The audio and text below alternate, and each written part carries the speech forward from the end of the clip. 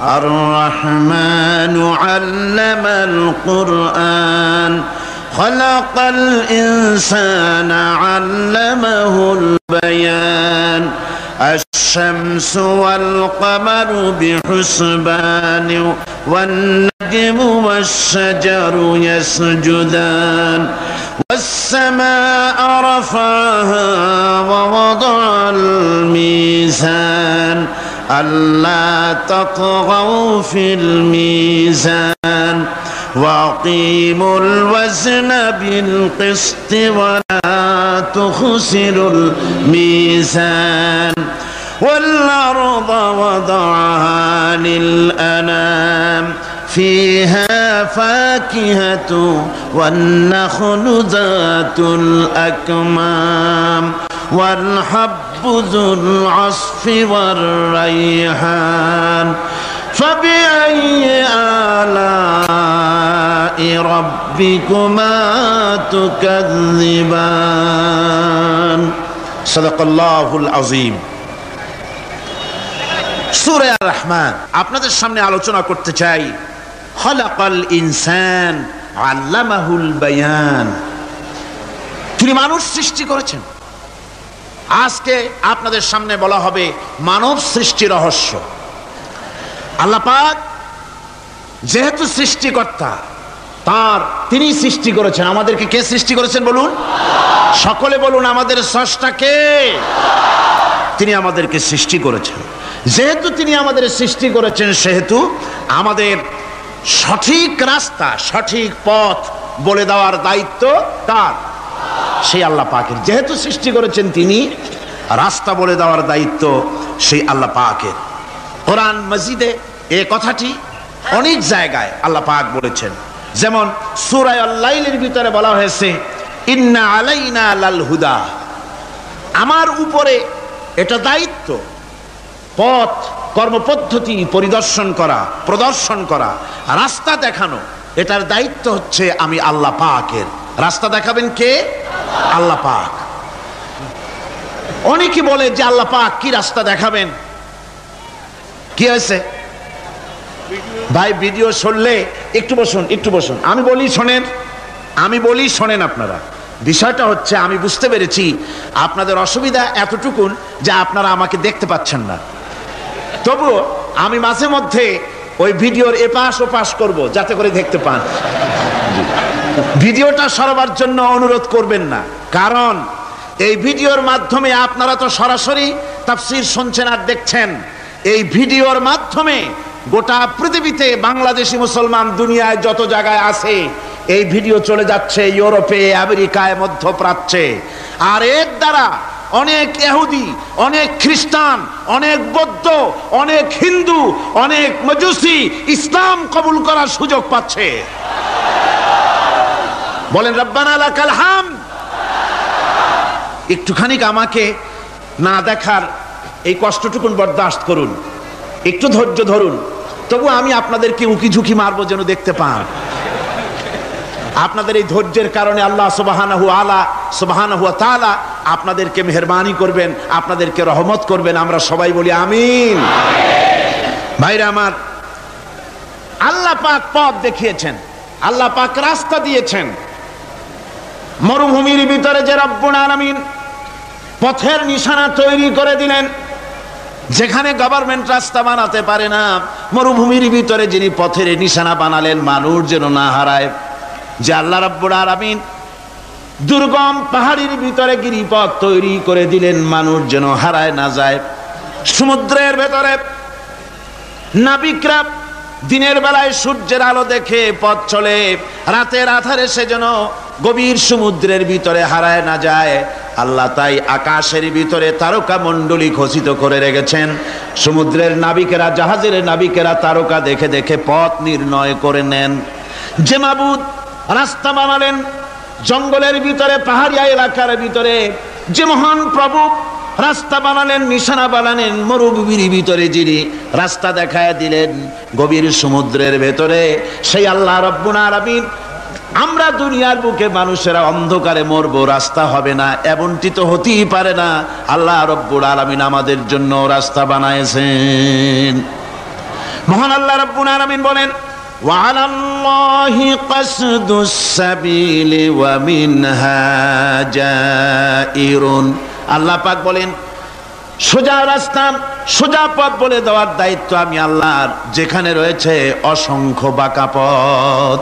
অসংখ্য বাঁকা পথ যেখানে, যে পৃথিবীতে, সেখানে সোজা রাস্তা বলে দেওয়ার দায়িত্বটা কার? জোরে বলেন কার? আল্লাহ শুধু সৃষ্টি করেন না, সৃষ্টি করেন, শিক্ষা দেন, পথ বলে দেন, পথটাও বাকি রাখেন না, পথটাও তিনি বলে দিয়ে দেন। হযরতে মূসা আলাইহিস সালামের কাছে ফেরাউন প্রশ্ন করলো, তুমি যে রবের দাবি করছো, যে একজন রব আছেন, সে রবের পরিচয় কি? তোমার সেই রব কে? হযরতে মূসা আলাইহিস সালাম যে জবাবটা দিলেন, কি সুন্দর জবাব! এক কথার ভিতরে সমস্ত কথা সন্নিবেশিত হয়ে গেছে। ফেরাউনের প্রশ্নের জবাবে রব কে, এ কথার জবাব দেওয়া যায়, হাজার হাজার পৃষ্ঠা লেখা যায়। রবকে, তার পরিচিতি। আমি যদি এখন শুধু রব শব্দের ব্যাখ্যা করি, তাফসীর করি, রাত শেষ হয়ে যেতে পারে, ইনশাআল্লাহ ব্যাখ্যা দেওয়া যাবে। কিন্তু মূসা আলাইহিস সালাম কি সুন্দর একটা জবাব দিয়া দিলেন, রবকে শোনো। রব্বুনাল্লাযী আ'তা কুল্লা শাইইন খালকাহু সুম্মা হাদা। রব হচ্ছেন সেই, আমার প্রভু হচ্ছেন তিনি, যিনি সমস্ত সৃষ্টিকে, সমস্ত মাখলুকাতকে যিনি সৃষ্টি করেছেন, আর সৃষ্টি করার পর তার চলার জন্য পথ তৈরি করে দিয়েছেন। তিনি হচ্ছেন আল্লাহ পাক, যিনি সৃষ্টি করেন আর পথের দিশা দেন। তিনি হচ্ছেন আল্লাহ পাক, তিনি হচ্ছেন রব। শুধু বানান না, বানাবার পরে তার প্রয়োজনটাও মিটায় দেন। আল্লাহ পাক সেই আল্লাহ বলছেন, খালাকাল ইনসানা আল্লামাহুল বায়ান। তিনি মানুষ সৃষ্টি করেছেন। আদম এসেছে মাটি থেকে। এখন আল্লাহ পাক বলছেন যে আমি হচ্ছি তোমার স্রষ্টা, আমি তোমাকে বানাইছি। কোরআনে কারীমে কথা এভাবে বলছে, কাইফা তাকফুরুনা বিল্লাহি ওয়া কুনতুম আমওয়াতান ফাহিয়াকুম সুম্মা ইউমীতুকুম সুম্মা ইউহয়ীকুম সুম্মা ইলাইহি তুরজাউন। হে মানুষ, তোমরা কিভাবে কুফরি করো, অস্বীকার করো, আল্লাহর সাথে নাফরমানি করো? কিভাবে করো? যে আল্লাহ তোমাকে, তুমি ছিলে মৃত্যু, তোমাকে আল্লাহ পাক জিন্দা করেছেন। এই জিন্দা থেকে আবার মৃত্যু করবেন, আবার মৃত্যু থেকে তোমাদেরকে জিন্দা করবেন, আবার সেই আল্লাহর কাছে তোমাদেরকে ফিরে আসতে হবে। সুতরাং মানুষ জন্মের পূর্বে সব মৃত্যু ছিল, একথা তো আজ বিজ্ঞানসম্মত কথা, বৈজ্ঞানিক সত্য কথা। মানুষ জন্মের আগে মৃত্যু ছিল। কিভাবে? মানুষের উৎপত্তি কোত্থেকে এলো? কোরআনে কারীম তা পরিষ্কার করে বলছে, তোমাকে কিভাবে সৃষ্টি করেছে তুমি দেখো। সন্তান মায়ের জরায়ুতে আসার পূর্বে সে ছিল পিতার শুক্রকীট আর মায়ের ডিম্বাণু, অর্থাৎ স্পার্মটোজন এবং ওভাম, এই দুটি জিনিসের মধ্যে সে বিভক্ত ছিল। মায়ের বক্ষপিঞ্জর এবং পিতার পৃষ্ঠদেশ থেকে সবেগে নির্গত এক ফোঁটা পানি দিয়ে আমি আল্লাহ পাক তোমাকে সৃষ্টি করেছি।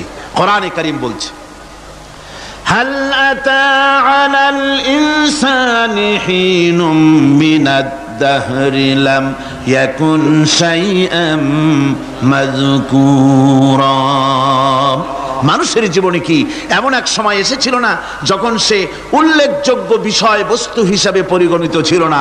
তোমার নাম ছিল না, পরিচয় ছিল না, কিছুই ছিল না, দুনিয়ার কেউ তোমাকে জানতো না, শুনতো না। আমি আল্লাহ পাক তোমাকে সৃষ্টি করেছি। তুমি কোত্থেকে এলে? কোরআনে কারীম থেকে তা জেনে নাও। আল্লাহ রাব্বুল আলামিন বলেন, ইন্না খালাকনাকুম মিন তুরাবিন সুম্মা মিন নুতফাতিন সুম্মা মিন আলাকাতিন সুম্মা মিন মুদগাম। আমি রব্বুল আলামিন তোমাকে সৃষ্টি করেছি, মাটির উপাদান দিয়ে তৈরি করলাম। মা বাপের, পুরুষের স্পার্মটোজন আর মহিলাদের ওভাম দুটোতে মিলে মায়ের গর্ভের ভিতরে নাপাক পানি ফোঁটাকে জমাট রক্তে পরিণত করে দিলাম।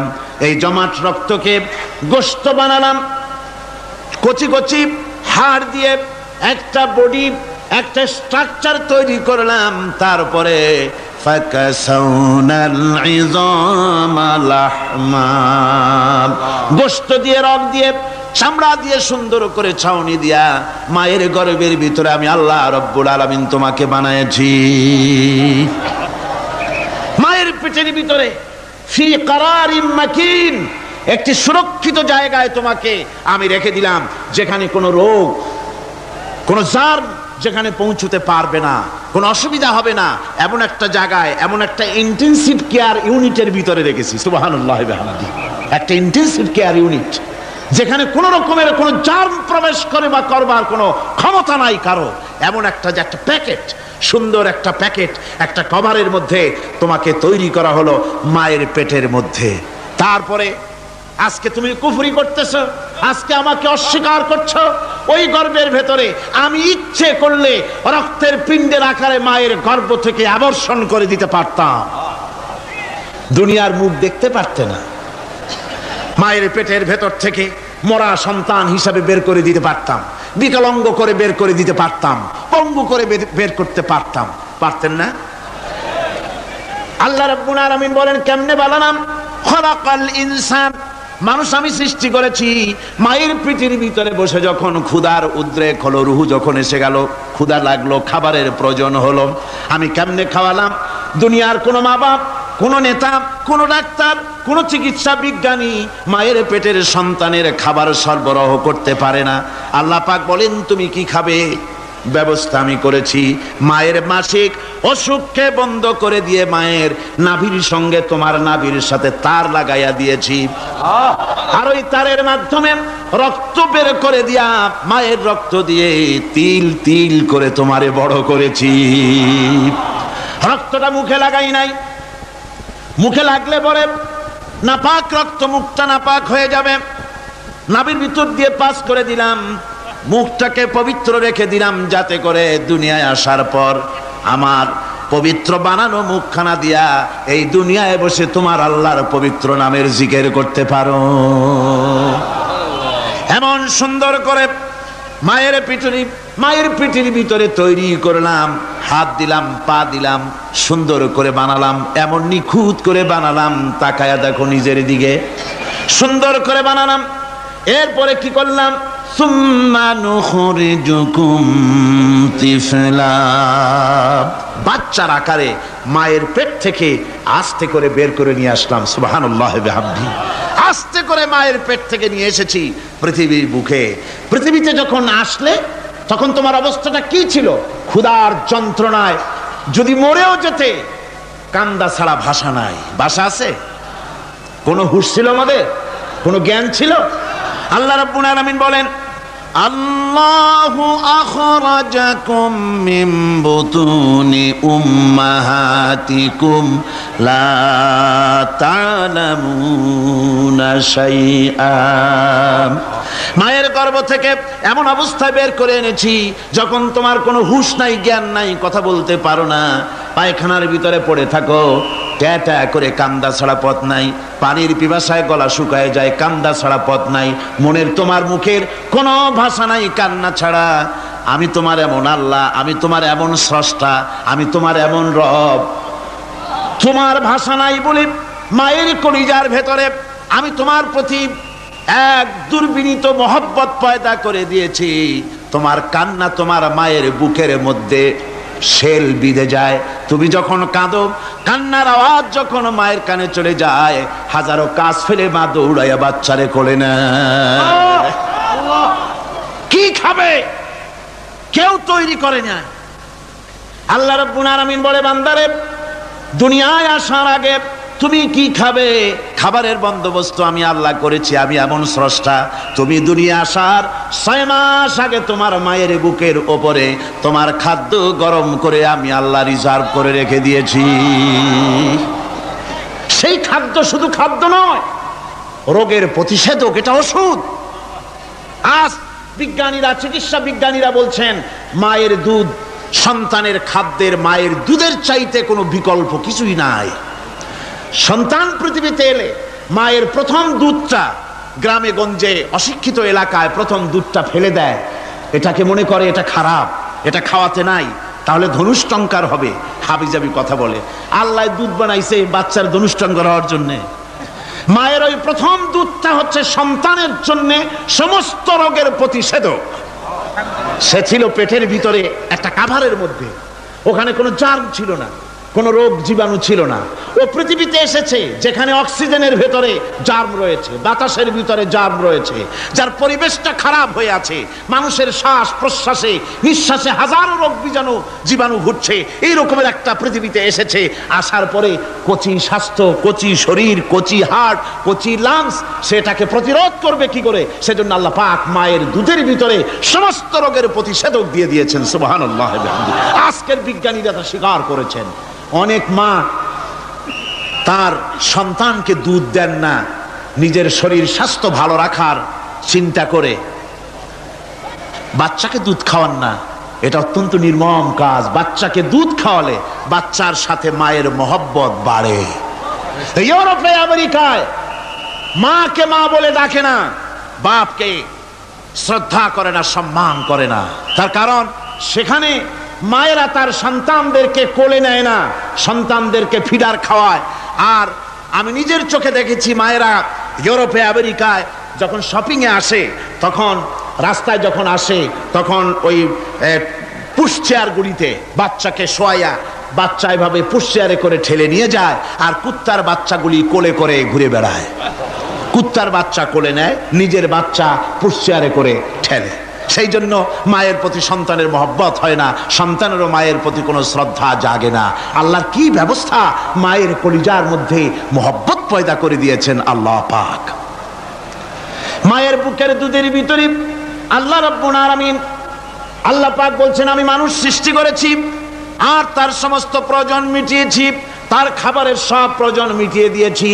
দুধটাকে ঘন করি নাই হজম করতে পারবে না বলে, ওই দুধটা সামান্য পাতলা করে দিয়েছি, ওর ভিতরে সামান্য মিষ্টি দিয়েছি। দুধের বোটার ভিতরে একটা ছিদ্র দিলে, চোষা মারলে পরে অনেকগুলি দুধ বেরিয়ে এসে গলাটা আটকে যেত, তোমার কচি কণ্ঠ গলা আটকে যেত, শ্বাস করতে পারতে না।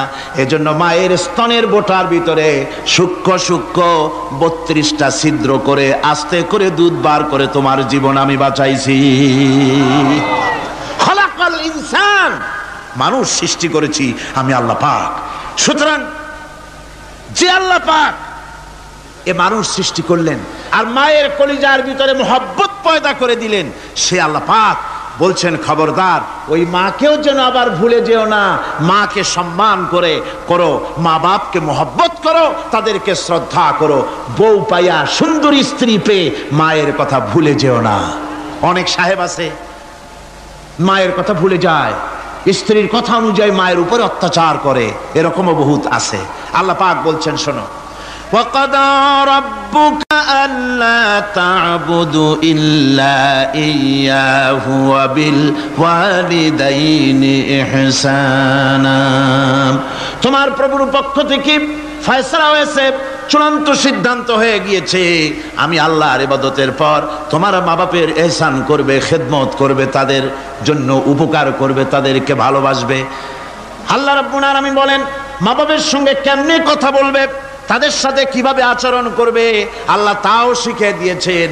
আল্লাহ পাক বলেন, ওয়ালা তাকুল লাহুমা ওয়া কুল লাহুমা কাওলান কারীমা। মা বাবার সাথে সম্মানজনক কথা বলো। ওয়া কুল লাহুমা কাওলান কারীমা, সম্মানজনক কথা বলো। মাথায় ঝাঁকি দিয়ে রাগ করে চোখ মোটা করে কথা বলো না। তুমি সন্তান, তোমার জন্য সবচাইতে বড় পীর তোমার আব্বা, তোমার আম্মা, ঠিক কিনা কন? ছেলের জন্য, মেয়ের জন্য, সন্তানের জন্য সবচাইতে বড় পীর কে? বাপ মা। এটা ভালো করে মনে রাখতে হবে। আপনার মাওলানা সাহেবদের দোয়া, পীর সাহেবদের দোয়া কবুল হতেও পারে, নাও হতে পারে, 50-50 সম্ভাবনাও আছে, আবার সম্ভাবনা নাই। কিন্তু মা বাপের দোয়া কবুল হবে 100% সিউরিটি রয়েছে। রাসূলুল্লাহ বলেছেন 3 জনের দোয়া কবুল হবে, মুস্তাজাবুদ দাওয়াত। কয়জনের দোয়া কবুল হবে? আল্লাহ রাব্বুল আলামিনের হাবিব বলেন 3 জনের দোয়া কবুল হবে আল্লাহর দরবারে। তার মধ্যে একজন হলেন মাজলুম ব্যক্তি, যে ব্যক্তি অত্যাচারিত, যে ব্যক্তি মুসাফির, প্রবাসী তার দোয়া কবুল হবে। আর মা বাপ যদি সন্তানের জন্য দোয়া করে, ওই দোয়া আল্লাহ রব্বুল আলামিনের দরবারে মঞ্জুর হয়ে যায়। আল্লাহ রব্বুল আলামিন মা বাপ সম্পর্কে বলেন, মা বাবের জন্য আমার কাছে দোয়া করবি বান্দারা, আমার কাছে দোয়া করবি। দোয়াটা আল্লাহ পাক শিখাচ্ছেন, রব্বির হামহুমা কামা রব্বায়ানি সগীরা। পড়েন সবাই, রব্বির হামহুমা কামা রব্বায়ানি সগীরা। একটু জিকির করেন, লা ইলাহা, একটা ফ্যান আনতে হবে, মাস্ক। লা ইলাহা ইল্লাল্লাহ, লা ইলাহাদুর রাসূলুল্লাহ। আমার ভাইরা, আল্লাহ পাক শিখাচ্ছেন, বান্দা তোর মা বাপের জন্য আমার কাছে দোয়া কর। আয় আল্লাহ, আয় রব, আয় আমার প্রভু, আমার মা বাপ যেমন ছোটবেলায় আমাকে স্নেহের কোলে লালন পালন করেছে, আয় আমার আল্লাহ তুমি আমার মা বাপকে তোমার রহমতের কোলে লালন পালন করো। আল্লাহ শিখাই দিয়েছেন। আমার ভাইরা, প্রত্যেক নামাজের পরে এই দোয়াটা ভুলে যাবেন না। ভুলে যাবেন? ভুলে যাবেন? আমার ভাইরা, আমার বোনেরা, সবাই প্রত্যেক নামাজের পরে পড়বেন, রব্বির হামহুমা কামা রব্বায়ানি সগীরা। এই দোয়া করতে কেউ ভুলে যাবেন না।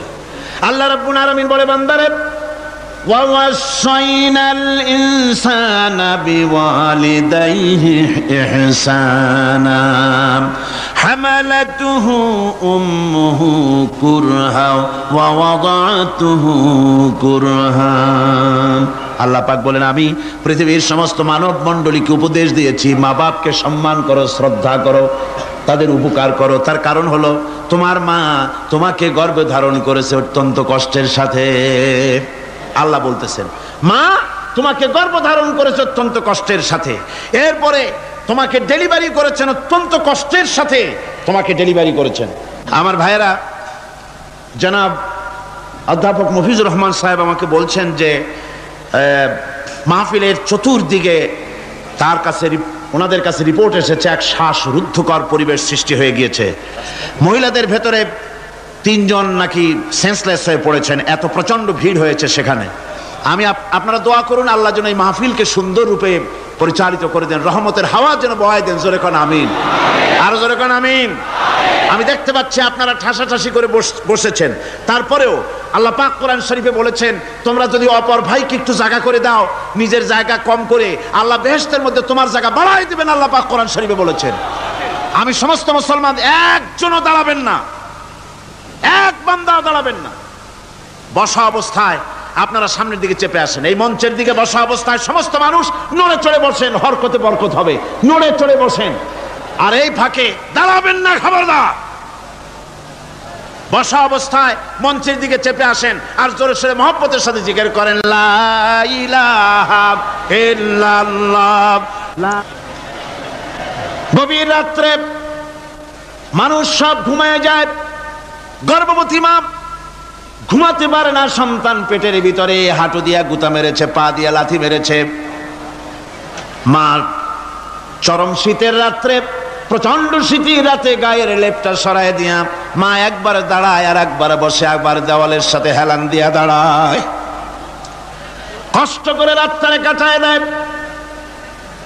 আবার সারাদিন সংসারের জন্য কাজ করেছেন, রান্না বান্না করেছেন মা, সকলকে খাওয়াইয়া মা শেষের দিকে খেতে গেছেন।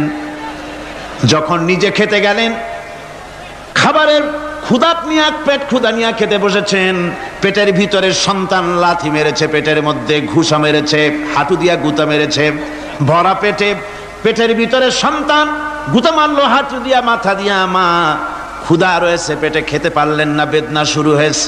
খাবারের থালাটা ঠেলে দিয়ে মা দাঁড়ালেন, বসলেন, চোখের পানি ফেললেন। এভাবে করে মা একটা দুইটা দিন নয়, 10টি মাস পর্যন্ত সন্তানটাকে পেটের মধ্যে নিয়ে, একটা জীবিত মানুষ আর একটা জীবিত সন্তান পেটের মধ্যে নিয়ে নড়াচড়া করছেন, চলাফেরা করছেন। কিতাবের মধ্যে এসেছে, রাতের বেলায় মা যে ঘুমাতে পারেন না, সন্তানের নড়াচড়ার কারণে রাতভর ইবাদত করলে যত সওয়াব পাওয়া যেত, আল্লাহ ওই সওয়াব মায়ের আমলনামায় লিখে দেন। সন্তান পেটে থাকার কারণে খেতে পারে না পেট ভরে, ক্ষুধায় কষ্ট পায় মা। এই জন্যে 10 মাস ধরে রোজা রাখলে যে সওয়াব হতো, আল্লাহ রাব্বুল আলামিন মায়ের আমলনামায় রোজার সওয়াব লিখে দেন। 10 মাস পুরে গেল, সন্তান ডেলিভারির সময়ে চলে এলো। মায়ের মন বিমর্ষ, সন্তান ডেলিভারি হবে, না জানি মরে যাই নাকি, না জানি অপারেশন লাগে নাকি, কি অবস্থা হবে। মা খেতে পারে না, মুখটা শুকায়া যায়। ডেলিভারির সময় যখন আসে, মা বাবার কাছ থেকে বিদায় নিয়ে যায়, স্বামীকে একান্তে গোপনে ডেকে নিয়ে বলে, প্রাণের স্বামী, দীর্ঘদিন একসঙ্গে ঘর কন্যা করেছি, অপরাধ হয়ে যেতে পারে, আমারে মাফ করে দিও। আমার মনে হয় এবার আমি আর বাঁচবো না। সংসার থাকলো, চাবি থাকলো, সব বুঝে নাও, আমারে মাফ করে দিও। মা চলে গেল সতিকা গৃহে, ক্লিনিকে চলে গেল, অপারেশন থিয়েটারে চলে গেল, অথবা ডেলিভারির জায়গায় চলে গেল। ডেলিভারির পেইন শুরু হয়ে গেল, বেদনা শুরু হয়ে গেল। এক একটা বেদনা যেন মায়ের এক একটা মৃত্যু যন্ত্রণা শুরু হয়ে যায়। এমন যন্ত্রণা, প্রসব বেদনা দুনিয়ার ভুক্তভোগী মা ছাড়া আর কেউ জানে না। এই চরম বেদনার ভেতর দিয়ে, চরম কষ্টের ভিতরে মা যখন একটা বাচ্চা প্রসব করলো, জিহাদের ময়দানের মতো মা রক্তাক্ত হয়ে গেলেন, সন্তান দুনিয়ায় এলো। মা তখন অস্থির থাকেন। এত বড় বিরাট কষ্টের ভিতরে আল্লাহ রাব্বুল আলামিন বলেন, সন্তান যখন ডেলিভারি হয়ে গেল, মায়ের মনের ভিতরে আমি তখন এই ফিলিংস, এই টেন্ডেন্সি জাগ্রত করে দিই, দেখ কি হয়েছে। মা তখন দেখতে চায় কি হয়েছে। মায়ের সামনে যখন এত কষ্টের, হৃদয় রিংড়ানো, কলিজার 32টি নাড়ি ছেঁড়া যন্ত্রণার সন্তান যখন মায়ের চোখের সামনে আসে, আল্লাহ পাক বলেন, মা যখন তার ছেলের মুখের দিকে তাকায়, মেয়ের মুখের দিকে তাকায়, আল্লাহ বলেন 10 মাসের পেটে ধরা কষ্ট আর ডেলিভারির সব কষ্ট মায়ের মন থেকে মুছে ফেলে দেই। আল্লাহ রাব্বুল আলামিন বলেন, খবরদার দুনিয়ার মানুষ, এমন মায়ের সাথে নাফরমানি করবি না, এ মায়ের সাথে নাফরমানি করবি না, মাকে সম্মান করবি, মার কাছে দোয়া চাবি। দুনিয়ায় যদি সম্মান চাও, রিজেক্ট চাও, মায়ের পায়ে ধরে কাঁদো। মায়ের জাতি অনেক সম্মান তার।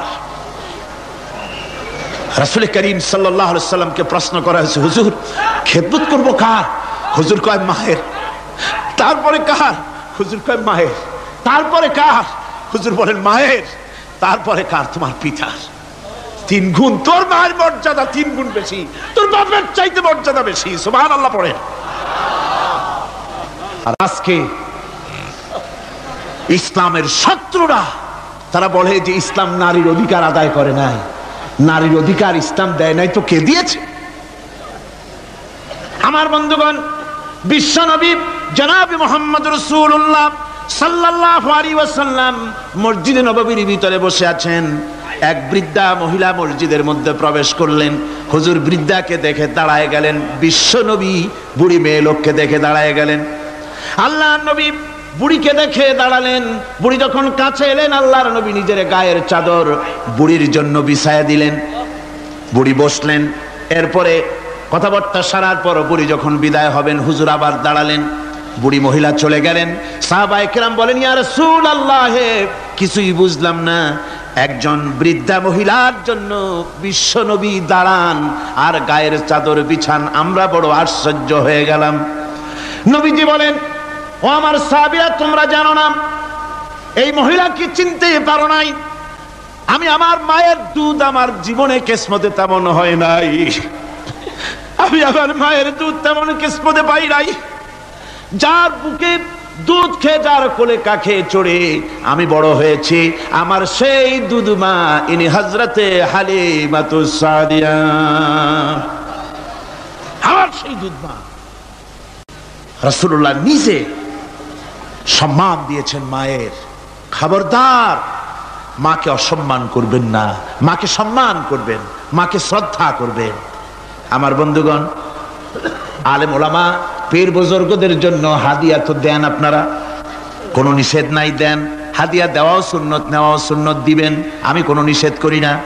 কিন্তু আমি বলতে চাই, পীর বুজুর্গদের কাছে আলেম ওলামাদের কাছে হাদিয়া দিয়া আল্লাহরে যত না খুশি করতে পারবেন, এই ডালিম বেদানার মৌসুমে বেদানা একটা ভেঙে নিজ হাতে যদি মায়ের মুখে তুলে দেন, আল্লাহর আরশ খুশি হয়ে যাবে, আল্লাহর আরশ আজিম খুশি হয়ে যাবে, আল্লাহ পাক খুশি হয়ে যাবেন। মায়ের খাওয়াও, বাপকে খাওয়াও, তোমার সবচেয়ে বড় পীর তিনি। সুবহানাল্লাহ পড়ে, সুবহানাল্লাহ। মা বাপ যদি একটু দোয়া করে দেয়, তোমার জিন্দেগির কাম শেষ। একটু বদদোয়া করলে জাহান্নামে যাবা। কোন পীর সাহেব বদদোয়া করলে জাহান্নামে যাবে এমন কথা নয়। কোন মাওলানা বদদোয়া করলে দোজখে যাবে এমন কথা নয়। রাসূল বলেছেন, হুমা জান্নাতুকা ওয়া নারুকা। মা বাপ তোমার বেহেশত, মা বাপ তোমার জাহান্নাম। মা বাপ যদি অসন্তুষ্ট হয় দোজখে যাবি, আর মা বাপ যদি খুশি আল্লাহর জান্নাতে চলে যাবি। সুবহানাল্লাহ, সুবহানাল্লাহ, সুবহানাল্লাহ। মায়ের পায়ের তলে তোর বেহেশত। আমরা পুরুষ, আমাদের গত বছরও বলেছি, আমরা পুরুষ, আমাদের পায়ের তলে জুতা। আমাদের পায়ের তলে কি? শুধু জুতা। আর আমার মা, আমার মায়ের জাতি যারা এই প্যান্ডেলে বসে আছেন, আমার মায়েরা বোনেরা, মায়ের জাতি যারা পৃথিবীতে, মায়ের জাতির পায়ের তলে আল্লাহর বেহেশত। সুবহানাল্লাহ। নারীর মর্যাদা ইসলাম দেয় নাই, কে দিয়েছে? আল্লাহ দিয়েছেন, আল্লাহর রাসূল দিয়েছেন। আমার বন্ধুগণ,